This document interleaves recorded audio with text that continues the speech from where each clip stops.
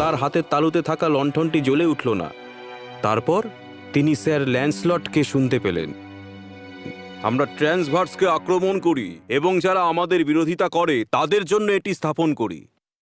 Sir Lancelot, উনি শান্তির কথা নিয়ে এসেছেন। উনি কিভাবে আক্রমণ করবেন? হান্নার হাতের তালুতে ব্যথা হচ্ছিল, লণ্ঠনটি ছিল। তিনি 3টি পাতা বের করলেন এবং লালটি প্রায় স্যার ল্যান্সলটের দিকে এগিয়ে দিল।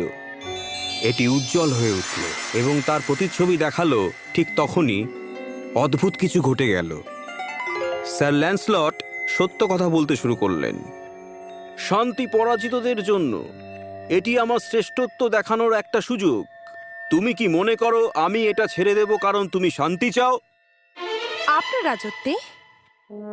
এই কারণেই কি তুমি আগে এত যুদ্ধের জন্য চাপ দিয়েছিলে?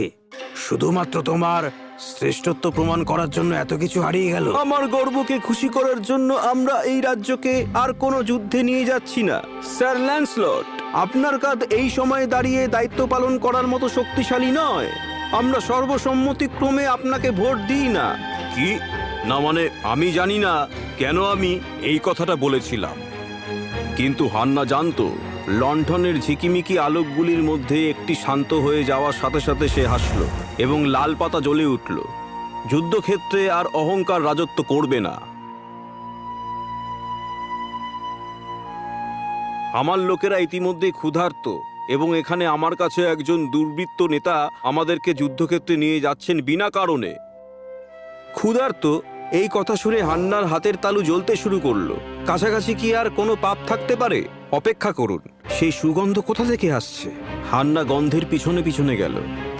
হান্না একটা পুরনো অ্যাম্ফি থিয়েটারে পৌঁছে গেল। একটা বন্ধ কাঠামো, প্রায় ভেঙে পড়ার উপক্রম।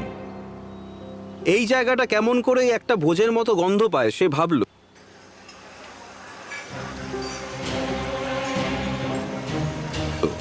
আরেকটা ট্রে, টেবিলটা মোটা করে দাও, চলো। আচ্ছা, রাজকীয় রাঁধুনিদের এখন তাদের খাবারের সাথে আরো রাজকীয় হওয়া দরকার। হান্না খুবই হতবাক হয়ে গেল। এটা একটা ভোজের মতো ছিল। রাজকীয় রাঁধুনিরা জনসাধারণের জন্য রেশন থেকে চুরি করছিল এবং সম্ভ্রান্তদের খাওয়াচ্ছিল। তার হাতের তালুতে সবুজ পাতা উজ্জ্বল হয়ে উঠল। সে পাতাটা ধরেছিল এবং তারপরই ঘটেছিল। দাঁড়াও, কে বাজালো এই ঘন্টা? এই অ্যাম্পি থিয়েটারটি বহু বছর ধরে বন্ধ। হঠাৎ করে দেয়াল ভেঙে পড়ে এবং অ্যাম্পি থিয়েটারটি রাজন্যবর্গের সাথে রাস্তায় টেলিপোর্ট করা হয়। কি? এরা পিকনিক করছে? আমরা এখানে না খেয়ে আছি। এটা জাদুবিদ্যা। ও, আপনার এবং স্যার ল্যান্সলটের মতো রাজন্যবর্গ এবং নেতাদের চেয়ে আমি জাদু গ্রহণ করব। কাউন্সিলের প্রধানকে ডাকুন।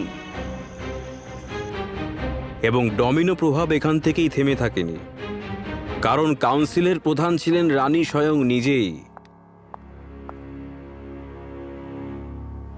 তুমি জানো না তুমি না থাকার সময় এখানে কি কি হয়েছে? এই সমস্ত মানুষেরা সারা প্রাসাদে ঘুরে বেরিয়েছে আর এইরকমই এক রাতে সব ফাঁস হয়ে গেছে। হে ভগবান, স্যার ল্যান্সলট থাকা সত্ত্বেও এই সমস্ত কিছু হয়েছে। আমি আতঙ্কিত। তুমি এসবের ব্যাপারে কিছু জানতে? আমি মানে পুরো বিষয়টা ঠিক করে হলে সবটা বলো। এবং এটি ছিল শেষ পাপ। ভয়ে ছায়ায় লুকিয়েছিল না। এটি রয়্যাল কাউন্সিল চেম্বারে বাস করত, যেখানে সত্য নীরবতার নিচে দম বন্ধ হয়ে যেত। মহারানী, আপনি সমালোচনাকে হালকাভাবে নিতে পারেন না। স্যার ল্যান্সলট এটা খুব ভালো করে জানেন আর এটা প্রয়োগ করেই উনি আপনার প্রিয় পাত্র হয়েছেন। আমাদের আগে সচিব, যিনি সত্যি বলার জন্য তার পথ খুইয়েছেন। আপনি এটা কি করেছেন? আমি জানি না আমি এরকম কেন বললাম। মহারানী, আমি ভুল করেছি। তোমার সাহসিকতার জন্য অনেক ধন্যবাদ মহারাজ। আমি এদেরকে নিয়ে অনেকটাই ভীত। অনেক সময় আমার অহংকার আমাকে সঠিক সিদ্ধান্ত নিতে দিচ্ছে না। হান্না তখন বুঝতে পেরেছিলেন, অবশ্যই রানীর মেজাজ কঠিন ছিল, কিন্তু কাউন্সিলদের তাদের পদ হারানোর ভয়ে তাদের কাজ করা থেকে বিরত থেকে আরও বড় পাপ করছিল। কারণ এটি যে ব্যক্তি তাদের কর্তব্য পালন করতে অস্বীকার করে সে অত্যাচারীর চেয়েও বড় পাপী। এবং ডমিনোদের পতনের সাথে সাথে একের পর এক পাপগুলো অহংকার, লোভ এবং ভয়, এই তিনটি পাপ কেবল প্রাসাদের স্তম্ভগুলিকেই ধীরে ধীরে ফাঁকা করে দিচ্ছিল না, বরং রাজ্যের অগ্রগতিও আটকে রেখেছিল। তারা সবাই রুটপিকারের চারপাশে জড়ো হয়ে গেল। কেউ জানতো না কি আশা করা উচিত, কিন্তু তারপর সত্যি কথা বললেই সবকিছু বজায় থাকে, আর তখন নীরবতা কেউ শোনা যায়। দাঁড়াও, আমি কি কিছু শুনতে পেলাম?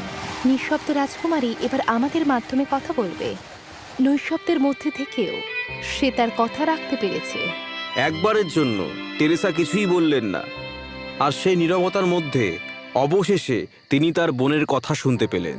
আর ঠিক এমনই ছিল, প্রাসাদটি আসল নেতা খুঁজে পেয়েছিল একজন রাজকুমারীর মাধ্যমে, যিনি কথা বলতে পারতেন না। রাজকুমারী তেরেসা, রাজা, রানী সকলেই আনন্দের সাথে তাদের নতুন আধ্যাত্মিক নেতার কাছে মাথা নত করলেন। কিন্তু হান্না মুকুটটি নিতে চাইছিলেন না। রাজকন্যা টেরেসা তার বোনের মাথায় মুকুটটি তুলে দেন এবং উৎসাহ দেন রাজসভাকে পরিচালনা করার জন্য। আমার রাজত্বে তোমার কণ্ঠ দিয়ে রাজকার্য হবে। এটি কেবল নীরবতা ছিল না যা রাজ্যকে বাঁচিয়েছিল, বা যেটি শাসিত